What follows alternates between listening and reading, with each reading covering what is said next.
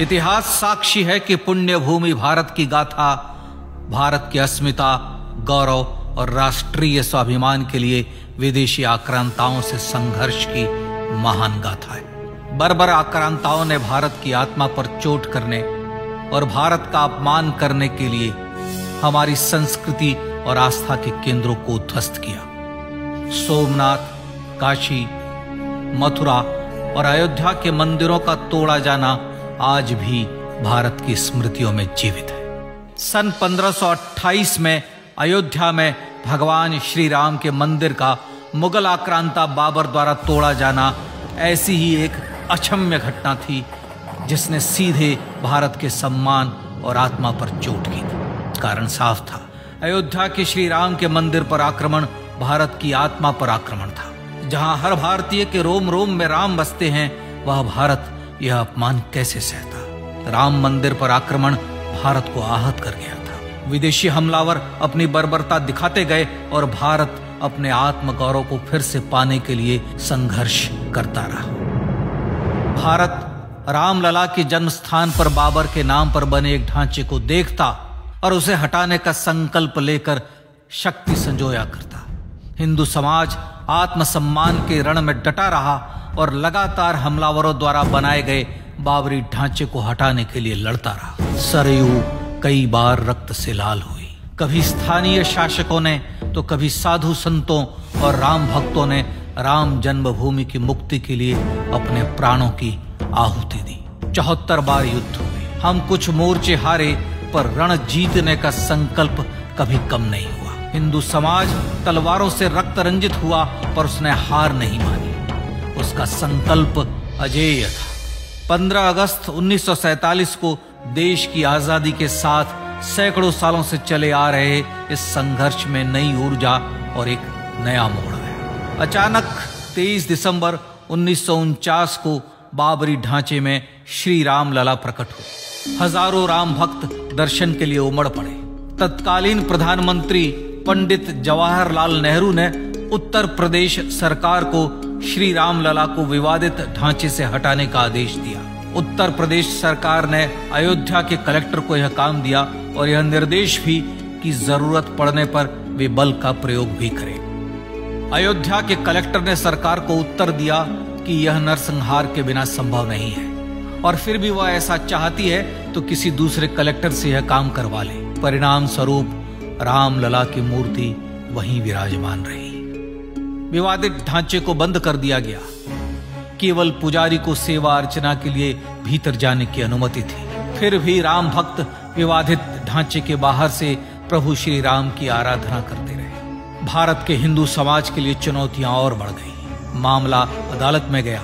विपक्षी दलों द्वारा अदालत में भगवान श्री राम के अस्तित्व पर सवाल उठाए गए। उनके अयोध्या में ही जन्म लेने का प्रमाण मांगा गया। भारत का जनमानस अब आहत हो उठा था।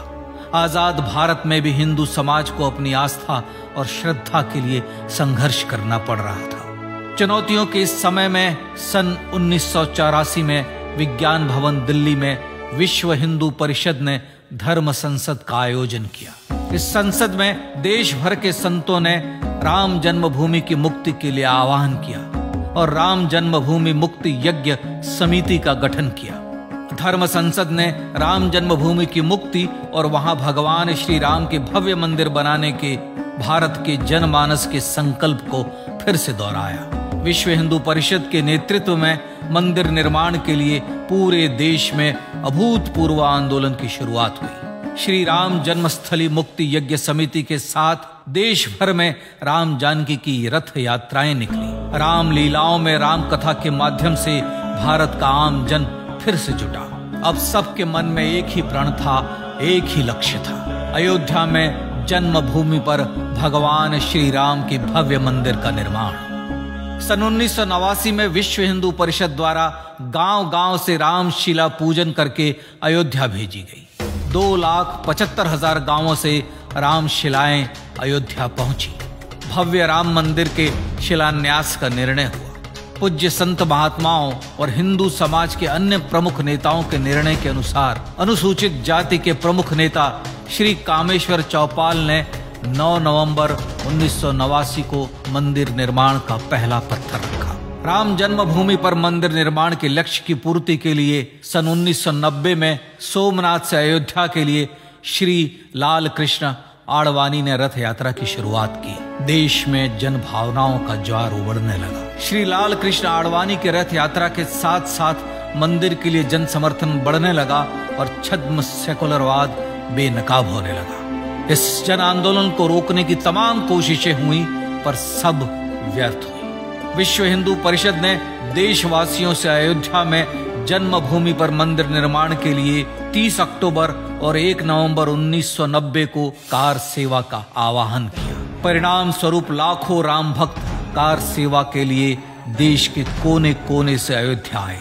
इससे देश की एकात्मता का विराट दर्शन हुआ। कार सेवकों को रोकने के लिए उत्तर प्रदेश के तत्कालीन मुख्यमंत्री श्री मुलायम सिंह यादव ने अयोध्या में परिंदे को भी पर न मारने देने की घोषणा की। स्थितियां गंभीर हो गई। अयोध्या से 200 किलोमीटर दूर रेलगाड़ियां रोक दी गई। अयोध्या युद्ध भूमि बना दी गई। मार्ग बंद, रेल बंद, चप्पे चप्पे पर पुलिस। अयोध्या सैनिक छावनी में बदल गई। राम नाम पर ऐसी पाबंदी कि अर्थी ले जा रहे लोगों तक को रोका गया क्योंकि वे राम नाम सत्य कह रहे थे। लेकिन सैकड़ों किलोमीटर की यात्रा कर कार सेवक अयोध्या पहुंचने लगे। राम के गीत गाते, होठों पर हंसी और पांव में छाले लिए राम काज के लिए राम भक्त देश विदेश से अयोध्या पहुंच ही गए। कार सेवकों पर गोलियां चली। अनेक कार सेवक शहीद हुए। आजाद भारत में जन्मभूमि पर राम मंदिर के लिए कार सेवकों ने फिर एक बार अपना बलिदान दिया, पर कार सेवकों ने विवादित ढांचे पर भगवा फहरा ही दिया और इस तरह कार सेवा सफल हुई। श्री राम जन्मभूमि आंदोलन ने भारत की सुप्त आत्मा को झकझोर कर जगा दिया था। विश्व हिंदू परिषद ने फिर एक बार 6 दिसंबर 1992 को कार सेवा का आह्वान किया। राम भक्तों को कार सेवा करने देने के लिए अदालत में प्रार्थना की गई, पर अदालत ने कोई निर्णय नहीं दिया। परिणाम स्वरूप बौद्ध, जैन, सिख, स्वामीनारायण संप्रदाय, गायत्री परिवार, हर पंथ मत विचार के हिंदू एकत्र हो गए। छूत अछूत का भेद मिटा, जाति की पहचान मिटी। हम सब हिंदू, हम सब सिंधु बन गए। राम सिंधु में ज्वार उठा और देखते ही देखते 6 दिसंबर 1992 को श्री राम जन्मभूमि से बाबरी ढांचा सदा के लिए हट गया।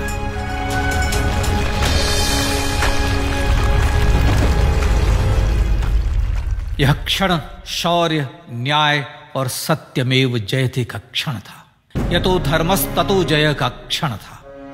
पर संघर्ष की गाथा यहां जाकर भी नहीं रुकी।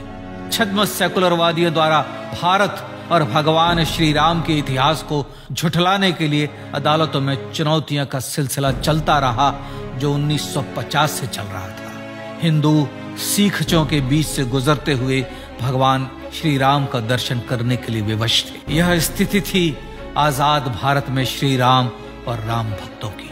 पर सत्य को तो जीतना ही था। आखिरकार देश के सर्वोच्च न्यायालय के 5 जजों की खंडपीठ ने 9 नवंबर 2019 को ऐतिहासिक निर्णय दिया और यह कहा कि अयोध्या जन्मभूमि परिसर की पूरी 67 एकड़ भूमि रामलला की। और न्यायालय ने भारत सरकार को जन्मभूमि पर मंदिर बनाने के लिए एक ट्रस्ट बनाने का आदेश दिया।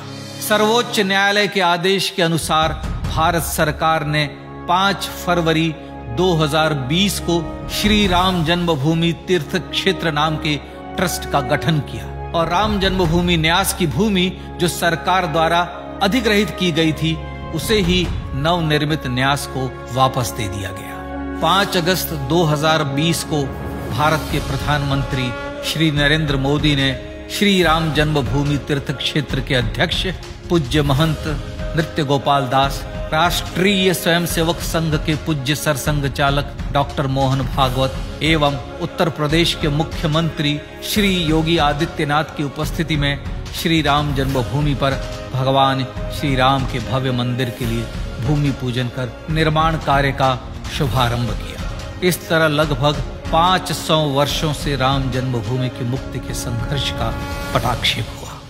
अपने आत्मसम्मान और राष्ट्रीय अस्मिता के लिए इतना लंबा संघर्ष विश्व के इतिहास में बेजोड़ है। श्री राम भारत की आत्मा, भारत की परिभाषा, हमारे राष्ट्रीय आदर्शों और जीवन मूल्यों के प्रतिनिधि मर्यादा पुरुषोत्तम हैं, जो हर हिंदू के होठों पर जन्म से मृत्यु तक रहे। बस यही हर हृदय में प्रार्थना होती है।